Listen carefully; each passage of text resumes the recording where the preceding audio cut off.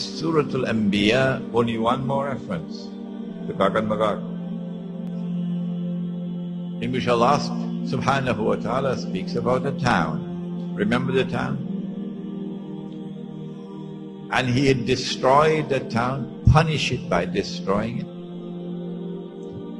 and then expelled the people of the town.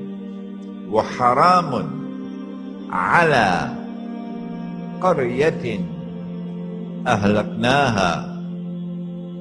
And then He banned the people of the town, that they could never return to reclaim that town as their own. أَنَّهُمْ لَا يَرْجِعُونَ. They are in a state of permanent exclusion, banned from returning to that town. Hatta, until when? Hatta إذا فتحت يأجوج ومأجوج, until Gog and Magog are released. وهم من كل حدب ينسلون. وهم من كل حدب ينسلون. And Gog and Magog, when they are released, they spread out in every direction, which is one meaning. And if you spread out in every direction, then you'll take control of the world. The land, the sea, the air. Read Arnold Toynbee, the British historian. Read a book entitled Civilization on Trial. You should get it on the internet. It was written somewhere around 80 years, 90 years ago, 1935, somewhere around 70, 80 years ago. And in that book, Arnold Toynbee points out that modern Western civilization has risen upon the world with a mission to take control of the whole world. And he says, the land, the sea, the air, everything. He said it in that book. وَهُمْ مِنْ كُلِّ حَدَبٍ يَنْسِلُونَ. They spread out in all directions, and with the indestructible power they take control of the world. For the first time in history, one people will control the whole world. Nobody ever did that before. The other meaning is that they descend from every height. So they target you and they impose themselves upon you. You can't get away from them. Which town is it? Which town is it that is linked with Gog and Magog, which is the biggest footprint of all? Which town? We used this methodology, that we looked at all the ahadith of Prophet Muhammad ﷺ pertaining to Gog and Magog, to see whether there was any town mentioned by him that is linked to Gog and Magog. And when we had studied all the ahadith, we found only one town, only one in the hadith. And it is Baytul Maqdis, Jerusalem, Al-Quds.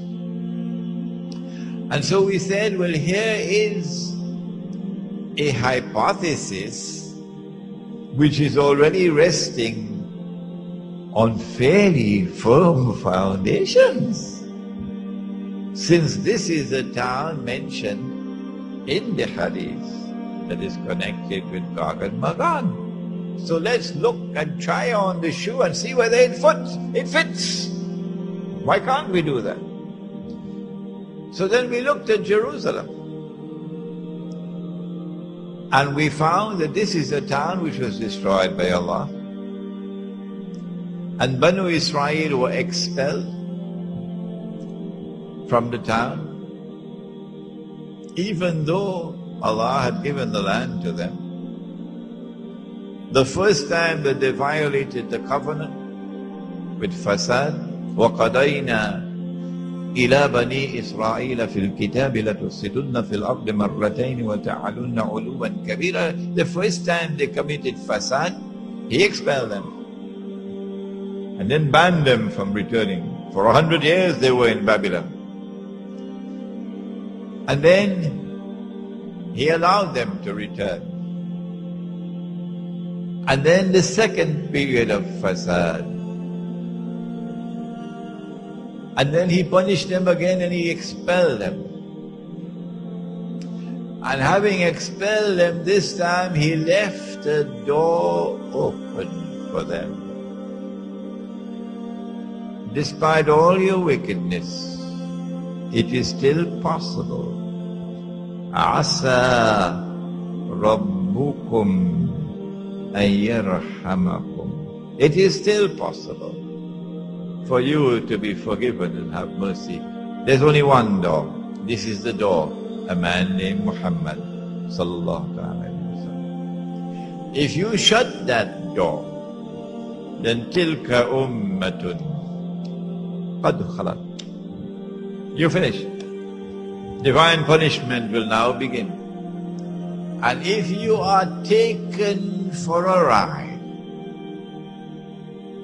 and brought back to the Holy Land by God and Magog, and you return with your fasad, then guess what I'll do with you? وَإِنْ عُدْتُمْ عُدْنَا. If you return with your fasad, your wickedness, your oppression, I will return with my punishment. The first time was an army that punished them. The second time was an army that punished them. The third time it will be an army that will punish them.